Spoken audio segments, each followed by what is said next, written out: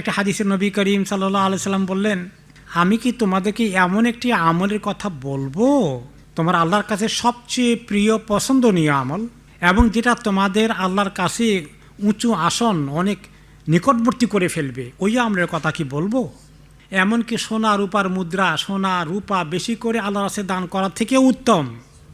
এমনকি জেহাদের যুদ্ধের মধ্যে শরিক হয়ে এমন যদি হয় তোমরা যুদ্ধের ময়দানে লড়াই করতে গিয়ে হয়তো তুমি দুশ্মনের কল্লা ফেলে দিচ্ছ বা দুশ্মন তোমার কল্লা ফেলে দিচ্ছে, এমন রক্তাক্ত জেহাদের তুলনায় সেটার সওয়াব বেশি।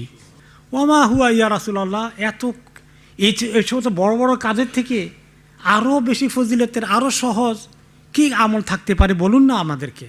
ক্বালা যিকরুল্লাহ আযজা ওয়া জাল, আল্লাহ তাআলাকে ডাকতে পারা, আল্লাহ যিকিরে জবানকে ভিজিয়ে রাখা হলো এত বড় আমল।